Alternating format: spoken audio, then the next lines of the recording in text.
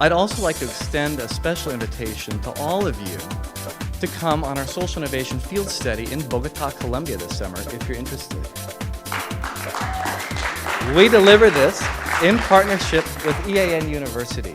It's a fantastic trip to explore social innovation ecosystems in Colombia and work hand in hand with local social entrepreneurs. This is a 2-week program. Please contact us if you want to learn more.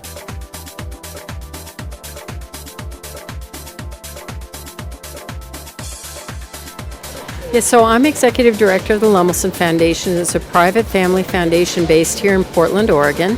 We work both nationally in the U.S. as well as in the developing countries. Our focus is on improving lives through invention. Our founder, Jerry Lemelson, was one of the most prolific independent inventors here in the United States of the last century. And he knew the power of invention to create both strong economies, jobs, employment for people, as well as the power of invention to make lives better for the future.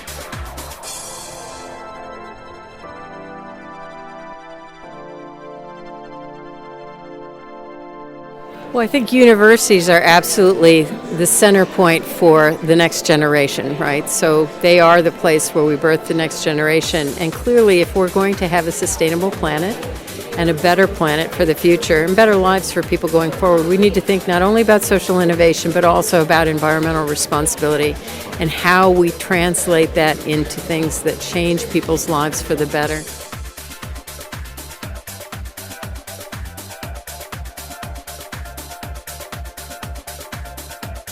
Well, I think John's experience, there are really two aspects that are remarkable. One is the work he actually does, which is John has focused on the recognition that everything that we create, everything we touch, everything that's around us that's human-made is composed of building blocks, and those are the building blocks of chemistry.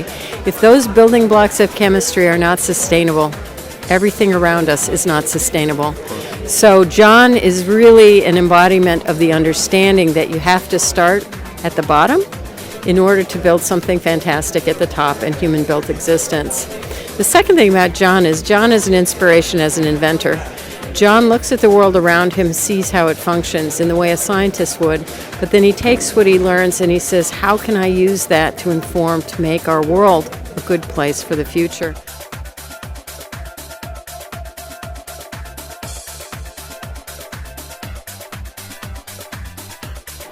What's happened is there's so much bad news about chemistry. We open up the newspaper, we turn on the radio, we look on the internet, we hear about this red dye that causes cancer, we hear about this plasticizer that causes birth defects, and I think the general public has become afraid of chemistry. 30, 40 years ago, it was the future. It was like chemistry was this wonderful, amazing thing, but something has happened over the last several decades that many of the world's problems are being attributed to chemistry.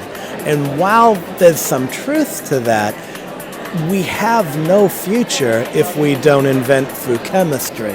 And so the general public needs to come back to understand that while, yes, chemistry has been the cause of some problems, it is also the solution to all the problems.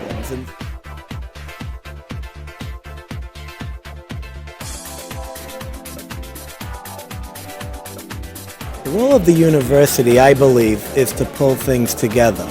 There is a field called toxicology.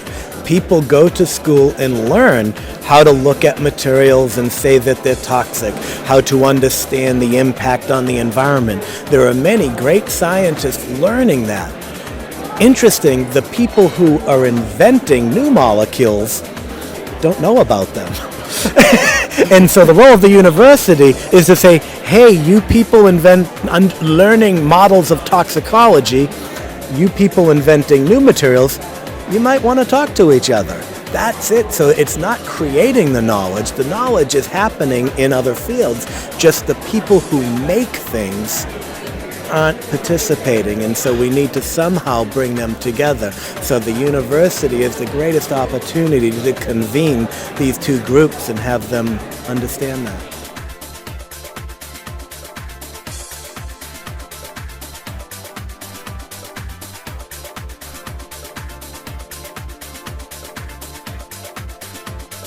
I don't have a great deal of knowledge. This is what I believe, and perhaps you can correct me if I'm wrong, that this richness of biodiversity is a wonderful opportunity. The imagination and the ability to not duplicate industry from other places, but to create a new fundamental technology and industry is what is the most exciting opportunity. But what comes with that is great responsibility, because if it's done well, Colombia and the world will benefit enormously. If it's done wrong, it'll propagate problems everywhere. So that's where green chemistry is an insurance policy in a way to make sure as we develop new technologies, we're doing the best we can to ensure that competence of not creating problems by solving other problems.